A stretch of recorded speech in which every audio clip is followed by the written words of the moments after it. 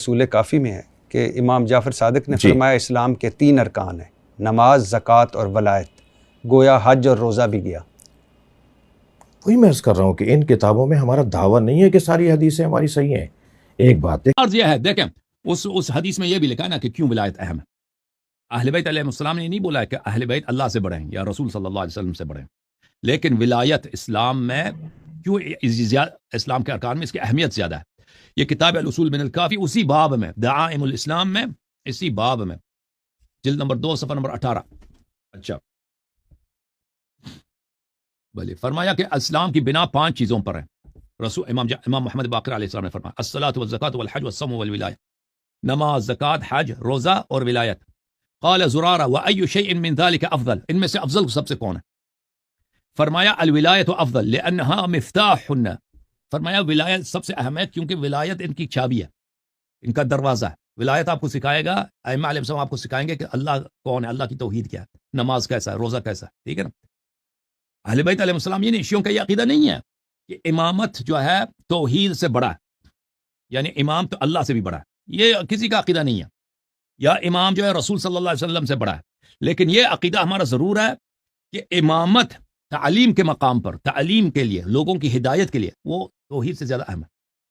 کیوں؟ اس کی وجہ کیا ہے؟ اگر دیکھیں فرض کریں رسول صلی اللہ علیہ وسلم نہ ہوتے تو ہم توحید کو کبھی پہچانتے ہی نہیں نا۔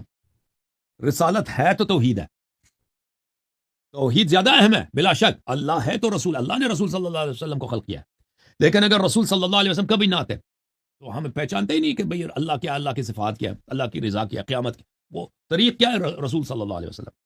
اسی طرح اسلام میں جو اختلافات ہیں، رسول صلی اللہ علیہ وسلم کی جو تعلیمات ہیں، ان کو ہم پہنچ ہی نہیں سکتے اس وقت تک جب تک ہم امامت کو نہ سمجھ لیں۔ اگر ہم امام کو پہچان گئے کہ امام کون، امام جعفر صادق علیہ السلام کو پہچان گئے، تو پھر ہماری توحید بھی صحیح ہوگی، رسالت بھی صحیح ہوگی، نماز، روزہ سب صحیح ہوگا، ٹھیک ہے نا۔ کیونکہ آپ نے اس معلم کو پہچانا ہے جو آپ کو ہر چیز خالص صحیح بتائے گا، اس کی وجہ یہ۔ اچھا خود امام علیہ السلام نے بتایا کہ کیونکہ ولایت مفتاح ہے اور ولایت دلیل ہے، یعنی راستہ ہے، صراط ہے۔ دوسرا انہوں نے جو اعتراض کیا ہے کہ اثا فی الاسلام ثلاثہ، الصلاۃ والزکوٰۃ والولایہ۔ وہ رکن نہیں بولا، اثافی بولا۔ اثافی پتہ ہے آپ کو کیا بولتے ہیں؟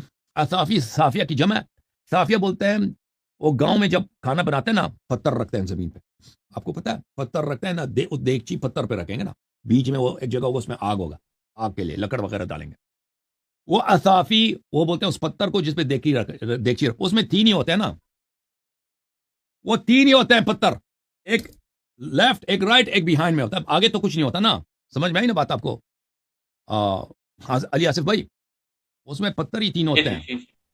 جیسے اگر آپ کیمپنگ کے لیے کبھی چلے نا ادھر گاؤں میں یا کسی صحرا میں، ادھر آپ نے کھانا بنانا ہو، پتھر لے کے آئیں گے نا، ایک پتھر رائٹ، ایک پتھر لیفٹ، ایک پتھر پیچھے رکھیں گے، 3 اس پہ دیگچی رکھیں گے اور نیچے اس کے آگ جلائیں گے نا، اس میں 3 ہی ہوتے ہیں۔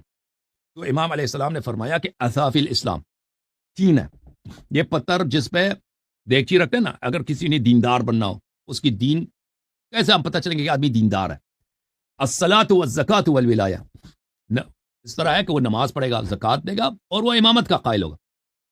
تو اس میں کہتے ہیں توحید اور وہ رسالت گیا، تو یہ رسالت نہیں گیا، کیونکہ اگر کوئی شخص نماز پڑھتا ہے، زکوٰۃ دیتا ہے، یہ ایک شخص کی دینداری کی بات ہو رہی ہے کہ اگر وہ زکوٰۃ بھی دیتا ہے، نماز بھی پڑھتا ہے، امام کو بھی جانتا ہے، تو لازمی بات ہے وہ نبی صلی اللہ علیہ وسلم کو بھی جانتا ہے اور اللہ تعالیٰ کو بھی جانتا ہے۔ اور یہ اس کے لیے نہیں ہے کہ یہ بتایا کہ بھئی کہ توحید کو نکالنے کے لیے ہو، اس کا مقصد ہی نہیں ہے۔ وہ ایک 3 چیزیں ہیں جس پہ دیگچی رکھی جاتی ہے، بہرحال اس کے بیان کے لیے۔